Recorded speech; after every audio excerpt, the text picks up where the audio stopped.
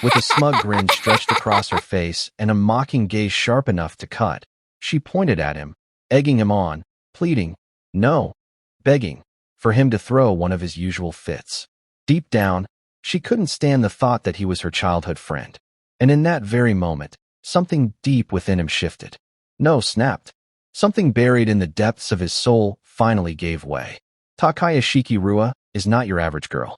She's one of the hottest idols dominating the spotlight right now, while also being the granddaughter of Takayashiki Tao, the chairman of the Tekken Group, Japan's ruling corporate titan.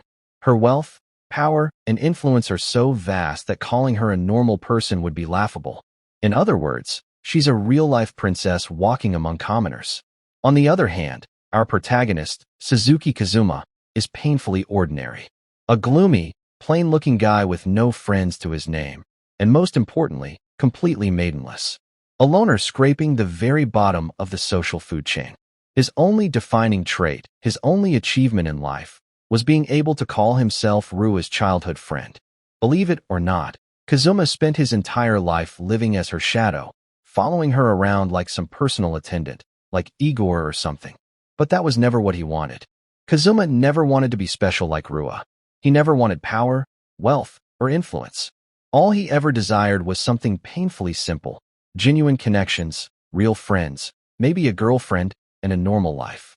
And this wasn't some sudden realization either. He had tried to express these feelings to her, to explain what he wanted, but it only made things worse. With venom dripping from her voice, she laughed at him and asked if he was stupid. She told him he should know his place, like the worthless, gloomy loser that he was. His only value in life was being her childhood friend. Nothing more, nothing less. That role alone had already used up all his life points, and he should hammer that fact into his thick skull. Those words, know your place, weren't new. She had repeated them to him for years, over and over again. They echoed endlessly in his mind, weighing down on him like an invisible curse chained to his soul. And yet, despite it all, he still longed for a normal life. Then came the spring of his first year of high school. Kazuma sat alone at his desk at home, staring blankly at his phone after receiving a message from Rua herself, ordering him to meet her at the station the next day at exactly 3 p.m. Almost immediately after, another message popped up, someone named Ya, and a few others inviting him to karaoke. He figured this Ya had to be Hayagi Ayaka, the flashy girl from school he had never once spoken to.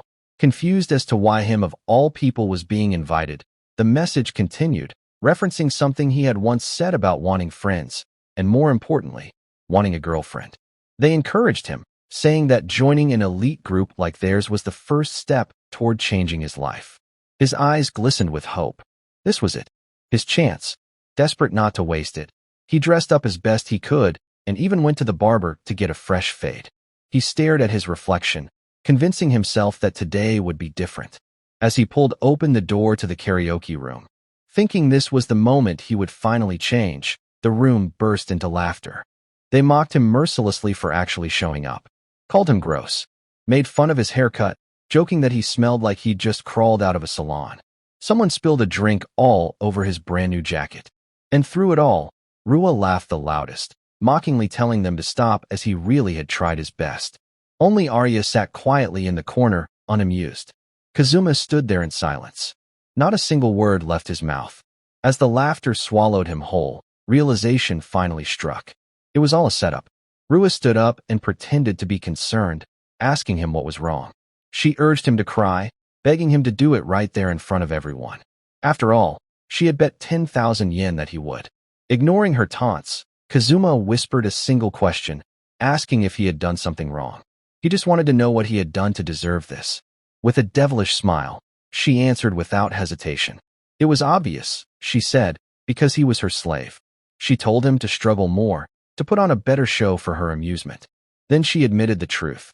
She couldn't stand the thought of him being her childhood friend. Kazuma's eyes widened. It felt like chains snapping inside him. He could hear the sound of their bond shattering. That was the final straw. With dead, hollow eyes, he looked straight through her and calmly said that he felt the same, that they should cut ties. Rua froze. Furious, she demanded to know what he thought he was saying. A loser like him had no right to talk back to her. She screamed that unlike him, She had every right to hate him. But Kazuma was done. Clenching his fist, he slammed it straight through the table. Wood splintered like paper. Without looking back, he turned toward the door. "It's settled," he said. And then he left. Behind him, Rua's entourage scoffed, calling him lame and telling her not to worry about someone like that. Yeah, however, made an astute observation, asking if he really had just broken the table. The group burst into denial, unable to believe a human could do such a thing. Rua stood frozen, trembling with rage. A piece of her confidence had cracked, shattered by someone she had never once considered a threat. She screamed that she would never forgive him for breaking off their friendship. Meanwhile, Kazuma felt oddly refreshed. The world itself seemed brighter. He wondered why he had allowed her to control him for so long, realizing he would rather face high school alone than sell his soul to a beast wearing human skin. For the first time, he felt truly free. That same night, we see Takayashiki Tao, the man pulling the strings behind the mighty Tekken group. His stern demeanor softened the moment Rua called out to him, complaining that Kazuma had been mean to her and threatened to end their friendship. Her cousin, Takayashiki Kikura, reacted in disbelief. When Rua admitted to calling him her slave and saying their friendship was the worst, Kikura pointed out that it was only natural for him to be upset. But Rua doubled down, insisting she was only teasing him. Jealousy bubbled over as she confessed how infuriating it was to see him trying to make friends or looking for a girlfriend. After all, she was always by his side. Because she loved him. That was all town needed to hear.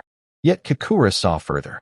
She knew that Kazuma had always been holding himself back, purposely scoring just above average, hiding his abilities, training in leadership and martial arts not for himself, but to become Rua's shadow. And now that he had cut ties, he no longer needed to restrain himself. If he ever chose to aim higher, not just the school or the country would tremble, but the entire world. And it all began the very next day. The halls of Tekken Academy buzzed with tension. In the middle of the corridor sat a single desk and chair, Kazuma's. The message was clear. He had gone against Rua, and this was his punishment. But instead of breaking, Kazuma calmly assessed his options. Drag the desk back to class and endure ridicule, or complain to the staff. But the school belonged to her grandfather. Complaining would be pointless. So he chose a third option.